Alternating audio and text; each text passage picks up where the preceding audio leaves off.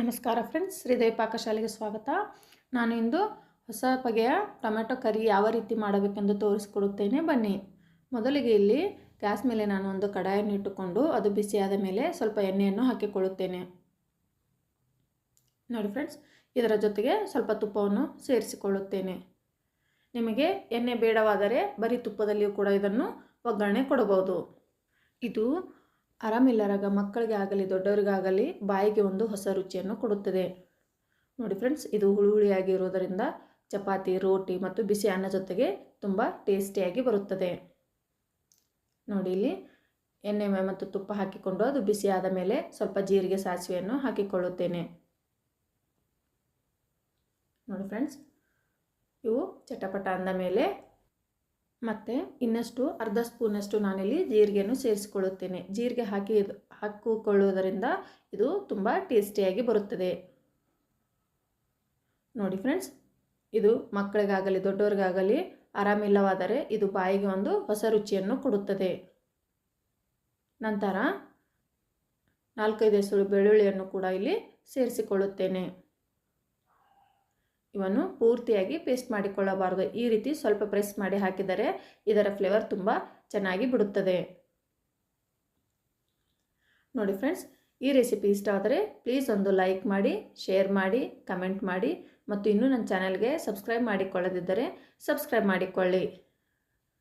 ನಂತರ ಬಾಜು ಇರುವ ಬೆಲ್ ಐಕನನ್ನು ಒತ್ತಿದರೆ ನಾನು ಹಾಕುವ ರೆಸಿಪಿಗಳ ನೋಟಿಫಿಕೇಷನ್ ನಿಮಗೆ ಫಸ್ಟ್ ಬರುತ್ತದೆ.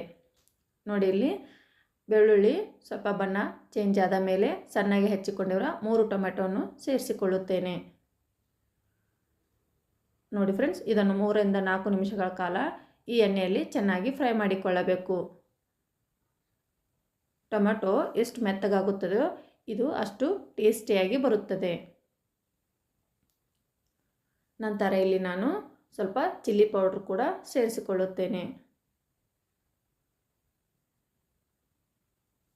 ನೋಡಿ ಫ್ರೆಂಡ್ಸ್, ಟೊಮೆಟೊ ಮೆತ್ತಗಾಗಲು ರುಚಿಗೆ ತಕ್ಕಷ್ಟು ಉಪ್ಪನ್ನು ಹಾಕಿಕೊಳ್ಳುತ್ತೇನೆ.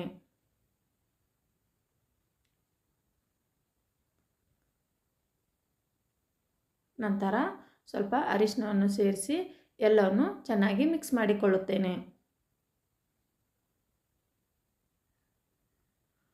ನೋಡಿ ಫ್ರೆಂಡ್ಸ್, ಇದೆಲ್ಲವನ್ನು ಹಾಕಿಕೊಂಡು ಸ್ವಲ್ಪ ಲಿಡ್ಡನ್ನು ಕ್ಲೋಸ್ ಮಾಡಿ 3-4 ನಿಮಿಷಗಳ ಕಾಲ ಎಣ್ಣೆ ಬಿಡುವ ತನಕ ಇದನ್ನು ಫ್ರೈ ಆಗಲು ಬಿಡಬೇಕು.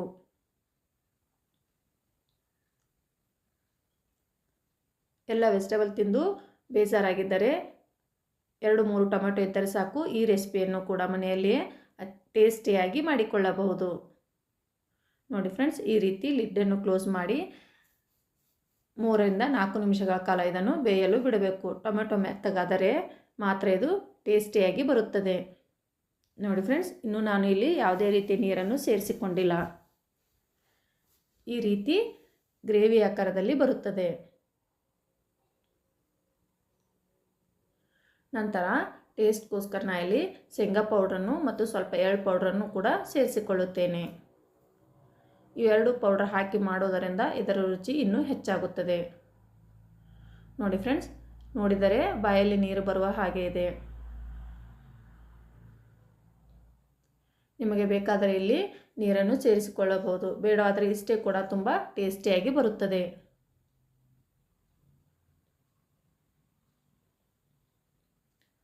ನೋಡಿ ಫ್ರೆಂಡ್ಸ್, ಮತ್ತೆ ಶೇಂಗಾ ಪೌಡ್ರ್ ಮತ್ತು ಎಳ್ಳು ಪೌಡ್ರ್ ಹಾಕಿದ ನಂತರ 2-3 ನಿಮಿಷಗಳ ಕಾಲ ಇದನ್ನು ಬೇಯಲು ಬಿಡಬೇಕು. ನಾನು ಇಲ್ಲಿ ಇನ್ನೂ ಸ್ವಲ್ಪ ಲಿಕ್ವಿಡ್ ಆಕಾರ ಬೇಕೆಂದು ಸ್ವಲ್ಪ ನೀರನ್ನು ಸೇರಿಸಿಕೊಳ್ಳುತ್ತೇನೆ.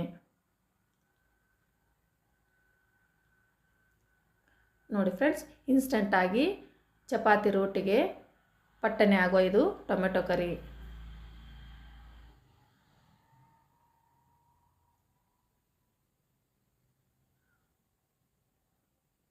ನೋಡಿ ಫ್ರೆಂಡ್ಸ್, ಗ್ಯಾಸನ್ನು ಲೋ ಫ್ಲೇಮಲ್ಲಿ ಇಟ್ಟುಕೊಂಡು ಈ ರೀತಿ ನಿಧಾನವಾಗಿ ಎಣ್ಣೆ ಬಿಡುವ ತನಕ ಇದನ್ನು ಬೇಯಿಸಿಕೊಳ್ಳಬೇಕು. ಇದರ ಜೊತೆಗೆ ಸ್ವಲ್ಪ ತುಪ್ಪವನ್ನು ಬೆರೆಸಿ ರೊಟ್ಟಿ, ಚಪಾತಿ, ಅನ್ನ ಜೊತೆಗೆ ತಿಂದರೆ ತುಂಬ ರುಚಿಯಾಗಿರುತ್ತದೆ. ನೋಡಿ ಫ್ರೆಂಡ್ಸ್, ಈ ರೆಸಿಪಿ ಇಷ್ಟು ಟೇಸ್ಟಿಯಾಗಿ ಕಾಣುತ್ತದೆ. ನೀವು ಕೂಡ ಇದನ್ನು ಮನೆಯಲ್ಲಿ ಒಮ್ಮೆ ಟ್ರೈ ಮಾಡಿ ನೋಡಿ. ನೋಡಿ ಫ್ರೆಂಡ್ಸ್, ಈ ರೀತಿ ಗ್ಯಾಸನ್ನು ಲೋ ಫ್ಲೇಮಲ್ಲಿ ಇಟ್ಟುಕೊಂಡು ನಿಧಾನವಾಗಿ ಬೇಯಿಸಿಕೊಂಡ ನಂತರ ಫ್ರೆಶ್ ಆಗಿರುವ ಕೊತ್ತಂಬರಿ ಸೊಪ್ಪನ್ನು ಹಾಕಿಕೊಳ್ಳುತ್ತೇನೆ. ನೋಡಿ ಫ್ರೆಂಡ್ಸ್, ಈಗ ರುಚಿಯಾದ ಟೇಸ್ಟಿಯಾದ ಟೊಮೆಟೊ ಕರಿ ರೆಡಿ ಆಯಿತು.